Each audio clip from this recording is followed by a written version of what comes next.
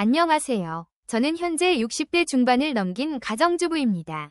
요즘 들어 자식을 잘못 키운 건 아닐까 하는 생각을 자주 하게 됩니다.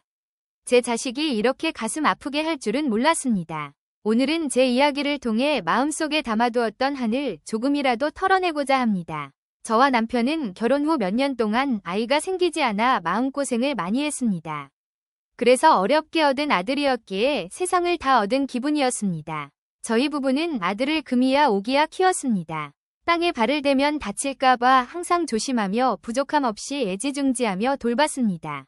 아들은 저희의 노력과 사랑 속에서 성장했고 열심히 공부하며 좋은 직장을 얻어 저희를 자랑스럽게 만들어주었습니다. 2년 전 아들이 결혼했을 때도 너무 행복했습니다. 손주를 볼 날이 오겠다는 생각에 설렜습니다. 하지만 아들이 결혼한 후 가족의 평화는 서서히 깨지기 시작했습니다.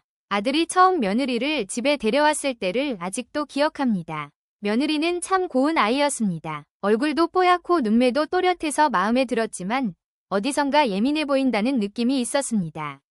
남편도 며느리의 성격이 예민해 보인다고 걱정을 털어놓았습니다. 저는 남편에게 요즘 젊은 세대는 다 그렇다며 괜찮을 거라고 안심시켰습니다. 당시에는 아들과 며느리가 행복해 보여 결혼을 허락했고 결혼식도 무사히 마쳤습니다. 두 사람이 신혼집에서 잘 지내는 듯했기에 저희도 특별히 간섭하지 않고 그저 행복을 기원하며 지냈습니다. 몇 달 후 아들이 임신 소식을 전했습니다.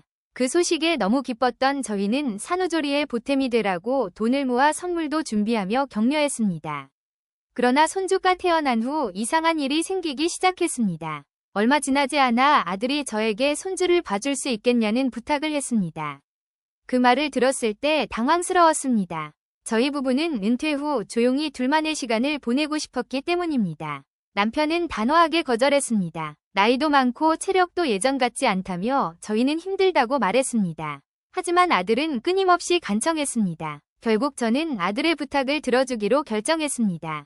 남편은 끝까지 반대했지만 손주를 돌보기로 했습니다. 그날 밤 남편은 제게 건강도 생각해야 한다며 화를 냈습니다. 하지만 저는 손주를 생각하면 어쩔 수 없었습니다. 그렇게 저희는 손주를 돌보기 시작했습니다. 처음에는 잘 해보자는 마음으로 시작했지만 시간이 지날수록 점점 힘이 들었습니다. 손주는 밤마다 울어대 잠을 제대로 잘 수 없었고 남편은 점점 짜증을 내며 집에서 멀리 떨어진 방으로 가곤 했습니다. 주말마다 며느리가 집에 와서는 손주에 대한 이런저런 지적을 하기 시작했습니다. 아이 옷이 너무 얇다거나 분유병을 제대로 소독하고 있느냐는 말을 들을 때마다 저는 속이 상했습니다. 제가 최선을 다해 손주를 돌보고 있음에도 불구하고 며느리는 인정해주지 않고 계속해서 지적만 하니 마음이 아팠습니다. 하지만 며느리와 아들 부부 사이의 관계가 나빠지지 않도록 저는 계속 참으며 지냈습니다. 그런 상황에서 며느리 부모님이 저희에게 연락을 해왔습니다.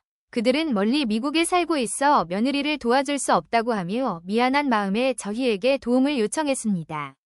사돈댁 어머님은 지원을 위해 돈을 보내겠다고 했지만 저희는 체력적으로 이미 한계에 다다라 있었습니다. 남편은 사돈댁의 제안을 단호히 거절하며 더 이상 손주를 돌볼 수 없다는 입장을 밝혔습니다.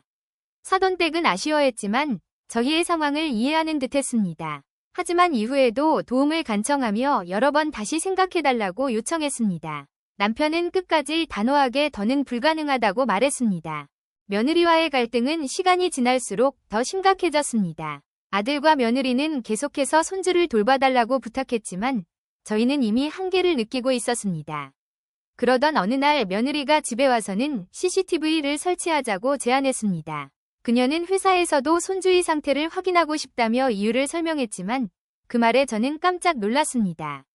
CCTV 설치는 저희 집에서는 상상도 할 수 없는 일이었기 때문입니다. 남편은 더 이상 참지 못하고 화를 냈습니다. 그는 며느리에게 신뢰가 없어서 그런 거냐며 집이 너희 집이 아니니 그런 말도 안 되는 요구는 하지 말라고 단호히 말했습니다. 며느리는 차분히 자신은 그런 뜻이 아니라 단지 손주의 상태를 확인하고 싶었다고 말했지만 남편은 끝내 화를 참지 못하고 너희 자식은 너희가 키우라며 단호한 입장을 밝혔습니다. 그날 이후 며느리와 저희 부부의 관계는 완전히 틀어졌습니다. 며느리가 집에 올 때마다 불편한 기운이 감돌았고 그녀는 저희에게 차갑게 대했습니다. 아들도 처음에는 중재를 시도했지만 시간이 지나며 점차 며느리의 편에 서게 되었습니다. 그러던 중 손주가 거실에서 놀다가 넘어져 이마를 다치는 사고가 발생했습니다. 저는 너무 놀라 손주를 급히 병원으로 데려갔고 다행히 큰 부상은 아니라는 의사의 말을 들었지만 그날의 일은 저희에게 큰 충격으로 남았습니다. 병원에서 돌아온 후 아들에게 전화를 걸어 상황을 설명하자 아들 부부는 그날 저녁 저희 집을 찾아왔습니다. 며느리는 집에 들어오자마자 저를 향해 따지기 시작했습니다. 손주가 이렇게 다칠 정도로 키우는 것이 말이 되느냐며 화를 냈습니다. 저는 당황해서 아무 말도 할 수 없었고 남편이 대신 나서며 애들이 자라다 보면 넘어질 수도 있는 거라며 며느리를 달래려 했습니다. 하지만 며느리는 싸늘한 태도로 기본적인 책임을 다하지 못한 것이라고 지적하며 계속해서 저희를 몰아세웠습니다. 남편은 결국 참지 못하고 더 이상 손주를 돌볼 수 없다고 단호하게 말하며 너희 자식은 너희가 키워야 한다고 목소리를 높였습니다. 그 사건 이후 남편과 저는 손주를 돌보지 않기로 마음을 굳혔습니다. 남편은 이제 그만하자고 했고 저도 더는 버틸 수 없다고 생각했습니다. 아들과 며느리에게 다시는 손주를 맡을 수 없다고 전했지만 그들의 태도는 여전히 냉랭했습니다. 며느리는 주말에 집을 찾아와 다시 한번 부탁했지만 남편은 부모로서 아이를 키우는 책임은 본인들이 져야 한다며 냉정하게 거절했습니다. 며느리는 여전히 불만이 가득한 얼굴로 친정에서도 도움을 받을 수 없는 상황이라며 저희에게 다시 부탁했지만 남편은 단호하게 너희가 알아서 해야 한다며 끝까지 반대했습니다. 며느리는 결국 울며 집을 떠났고 아들 역시 저희에게 더는 연락하지 않게 되었습니다. 주말마다 손주를 데리고 오던 며느리의 방문도 끊기고 아들과의 통화도 점점 줄어들었습니다.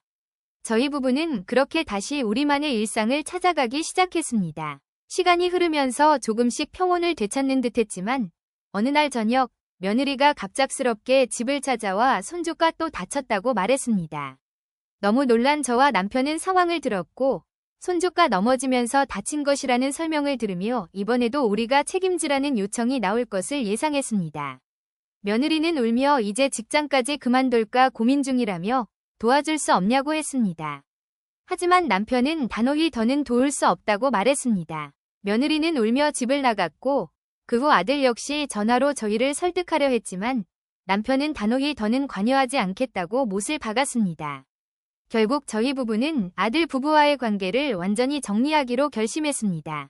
남쪽의 조용한 바닷가로 이사하며 새로운 삶을 시작하기로 했습니다. 이사를 준비하며 아들에게 전세금을 뺏겠다고 통보하자 아들은 난리가 났습니다. 며느리 역시 전화로 사정하며 더 잘하겠다고 약속했지만 저희는 이미 마음을 굳혔습니다. 며느리는 마지막으로 저희를 협박하며 이혼할 거라고 말했지만 저희는 흔들리지 않았습니다. 결국 모든 것을 정리하고 남쪽으로 이사하며 저희만의 평화를 찾아 떠났습니다. 이제는 아들과 며느리의 갈등에서 벗어나 저희만의 삶을 되찾기 위해 노력하고 있습니다. 자식으로 인해 받은 상처는 시간이 흘러도 쉽게 치유되지 않겠지만 이제 남편과 함께 조용한 삶을 꿈꾸며 앞으로 나아가고자 합니다. 부모라면 누구나 자식을 위해 희생하며 헌신적으로 키우고 싶어 합니다. 어릴 적 저희는 어렵게 자랐지만 나름 스스로 잘 크며 살았던 것 같습니다. 하지만 현대에 와서 부모 역할은 점점 더 어렵고 힘들게 느껴집니다. 이번 이야기를 준비하면서 마음이 많이 아팠습니다. 저희 자식을 떠올리며 부모라는 존재가 자식을 위해 모든 것을 내어주고 때로는 스스로를 잃으면서도 자식을 위해 살아가고자 한다는 점이 참 묵직하게 다가왔습니다. 그 과정에서 부모는 자신을 희생하며 자식에게 모든 것을 쏟아붓기도 하지만 자식은 때때로 부모를 벗어나고 싶어 합니다. 부모와 자식 사이에서 나타나는 복잡한 감정은 종종 우리를 남보다 못한 관계로 느끼게 합니다. 이런 경험을 겪은 사람들도 많을 것입니다. 자식 때문에 괴로움이 당연한 걸까요? 때로는 자식 문제로 고민하며 저도 마음이 복잡했던 적이 있었습니다. 그러나 중요한 점은 부모와 자식은 각자의 삶이 있다는 사실을 인정하는 것입니다. 부모가 자식을 자신의 연장선으로 여기며 모든 것을 함께하려 하다 보면 오히려 관계가 틀어지고 괴로움이 더 커질 수 있습니다.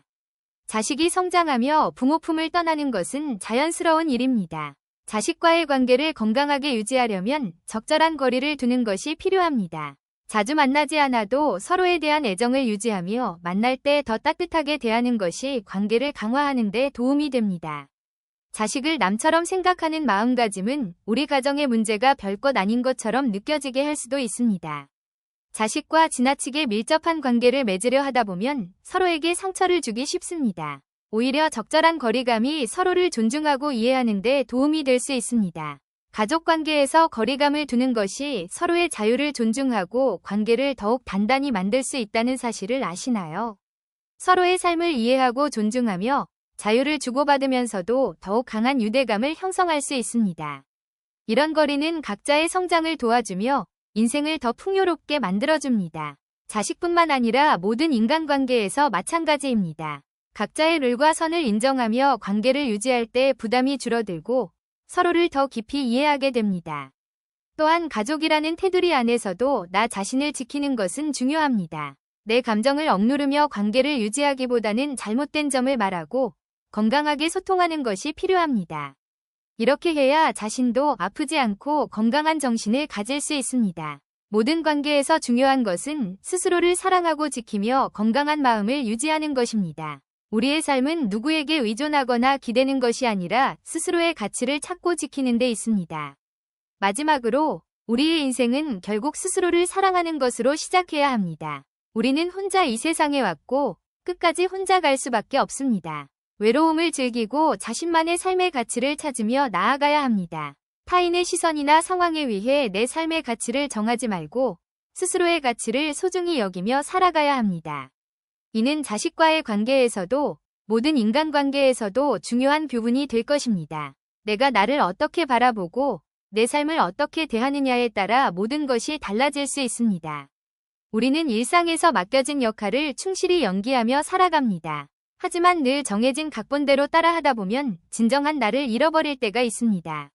자기 자신을 솔직히 대면하지 못하고 스스로를 평가하거나 가꾸는 데 인색해지는 경우도 많습니다.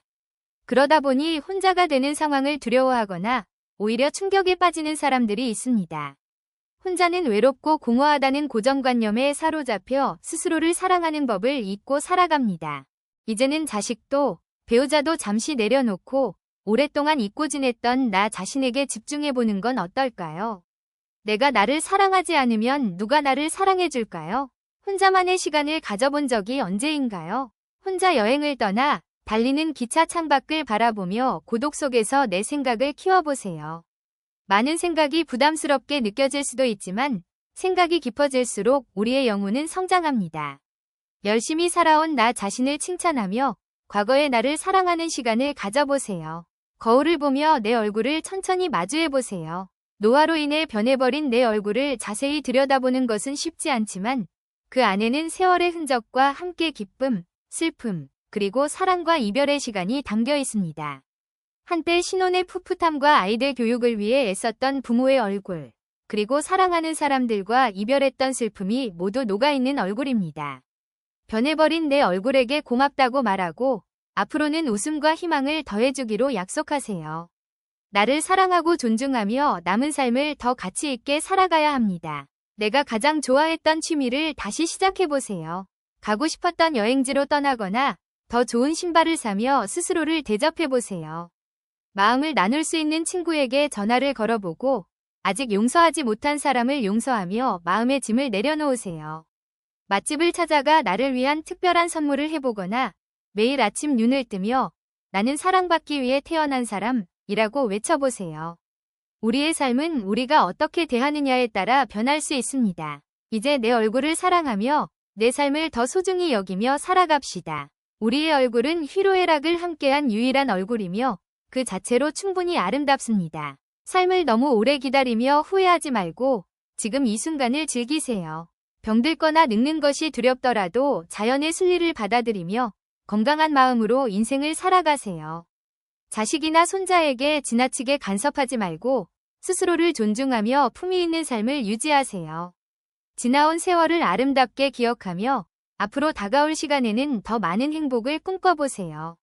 인생은 결국 혼자서 걸어가는 길입니다. 나이가 들수록 인생의 깊이가 더해지고 세월의 흔적이 남습니다. 하지만 그 모든 순간을 감사하는 마음으로 받아들이며 평온한 삶을 살아가야 합니다. 우리의 삶은 우리 스스로를 어떻게 사랑하느냐에 달려 있습니다. 삶의 모든 흔적을 품고 남은 시간도 더 큰 기쁨과 행복으로 채워나갑시다. 자연스럽고 평화로운 마음으로 나 자신을 사랑하며 살아가는 것이 진정한 행복일 것입니다.